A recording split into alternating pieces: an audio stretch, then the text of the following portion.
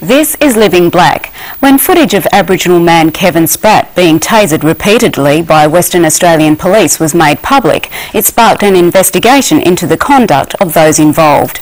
Reporter Alan Clark spent time with Kevin and found a man still trying to come to grips with the attention. And a warning, this story contains some images which viewers may find disturbing. Just get the dog. I don't know, he's doing it. It's tough footage to watch. Aboriginal man Kevin Spratt being tasered in custody by Western Australian Department of Corrections officers. Put your hands out or I'll tase you again.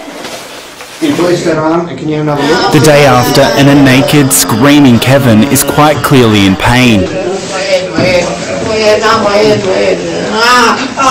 This was one of at least 2 occasions in which Kevin Spratt was tasered in custody. Correction officers say Kevin was being uncooperative and that their actions were within policy guidelines.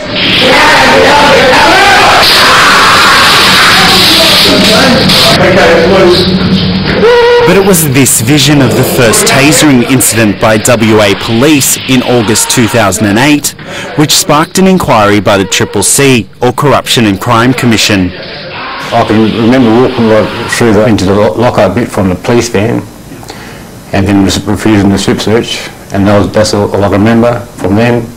Then I got taken around the corner and I was like roughed up a bit there, and that's about all I can remember there. And I can't remember none of the actual pain or nothing. All I can remember just like tensing up and just like black sort of blacking out a bit. In this paint factory on the outskirts of Perth, I meet Kevin, and it's hard to reconcile the man in front of me with the one on the videos. For Kevin, reliving this ordeal through the investigation has taken its toll.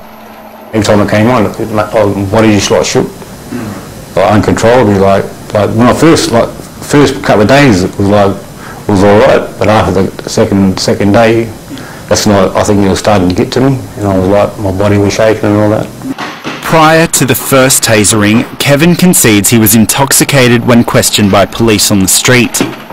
He fled and was charged with resisting arrest. Kevin was then taken to this watch house in East Perth, but after refusing a strip search, he was tasered 14 times. You want to go again? Footage of that made headlines around the world. The Western Australian corruption watchdog has released a second video showing an Aboriginal man being repeatedly tasered while in police custody. Following the media attention, WA Police Commissioner Carlo Callahan, in an extraordinary move, released a detailed timeline of what he claimed was Kevin's previous convictions and offences. He also referred to Kevin's history of aggression towards police. I'm not simply going to sit back and allow people to make allegations against police without providing the public with a complete context. However, Commissioner O'Callaghan later conceded that the information on the flowchart was incorrect. So at the time, the information was the best information that was available and was provided in good faith. All of this proved too much for Shadow Attorney General John Quigley. A tough-talking man, he was once General Legal Counsel for the WA Police Force. Now he is one of its biggest critics, and he's standing by Kevin. They came out deliberately to publicly vilify Kevin Spratt. And if there's one thing that I can't stand is injustice. And when I see the machinery of state wheeled out to crush a citizen, be he black, white or brindle, and to crush that citizen for no other purpose than cover up the racist conduct by Western Australian police, it was a call to arms to me. Been deceitful in this. Shortly after our interview, Quigley took those strong allegations straight to Parliament. Such an action would not be tolerated in... A move which provoked a strong reaction from the Minister for Police on Talkback Radio. I've got to say it's the most disgraceful speech I've ever heard, and which tarnished not only and defamed our senior police officers, and many of them, but the whole of the WA Police Force.